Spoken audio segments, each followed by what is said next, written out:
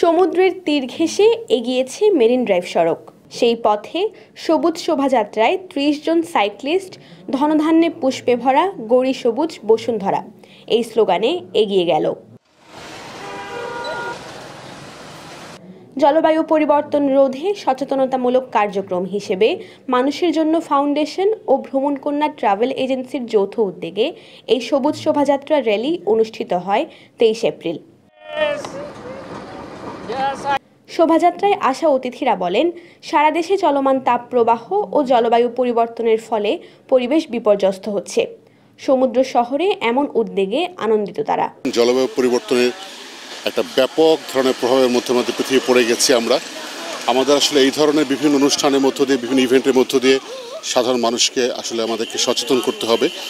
তরুণদের এই অংশগ্রহণের মধ্য দিয়ে আমরা যেন সাধারণ মানুষ থেকে শুরু করে পলিসি মেকার সব একটা দৃষ্টি আকর্ষণ করতে পারি। পুরো বিশ্বের জলবায়ু পরিবর্তনটা আসলে একসঙ্গে হচ্ছে, শুধুমাত্র বাংলাদেশে হচ্ছে না।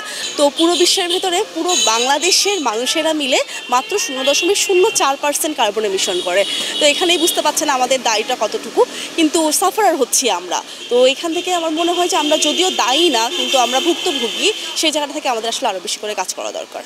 পরিবেশ রক্ষায় এমন একটি আয়োজনে অংশগ্রহণ করতে পেরে আনন্দিত সাইক্লিস্টরাও। দেখতে পাচ্ছি যে প্রকৃতির কাছাকাছি এসে আমরা সবুজ প্রকৃতি গড়ার যে আমাদের একটা প্রত্যয়, সেই প্রত্যয়ের জন্য আমরা সবাই একসাথে এখানে অংশগ্রহণ করলাম।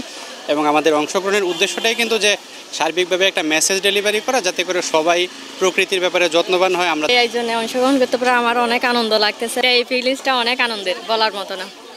আয়োজকরা বলেন, পরিবেশ দূষণ রোধে সকলের এগিয়ে আসা উচিত। প্রাণ প্রকৃতি রক্ষায় তাদের এই আয়োজন বলেও জানান তারা। মানে ক্লাইমেট চেঞ্জের বিরুদ্ধে আমরা সবাইকে একটু সচেতন করতে চাই, কারণ স্বাভাবিকভাবে দেখেন যখন ৩০ জন সাইক্লিস্ট আসছে, সবাই কিন্তু আসলে তাদের দিকে তাকিয়েছে, সবাই একটু হলে জানতে চেষ্টা করতেছে যে কেন তারা আসলে চালাচ্ছে। সো এইটাই আমাদের মেইন উদ্দেশ্য ছিল। সারা বিশ্বে জলবায়ু পরিবর্তনের ফলে হুমকির মুখে প্রতিটি দেশ। এই জলবায়ু পরিবর্তনের ভয়ঙ্কর প্রভাব পড়ছে কক্সবাজার সহ সারা দেশে। তাই সকলের উচিত পরিবেশ দূষণ রোধে কাজ করা। আফজারা রিয়া, TTN।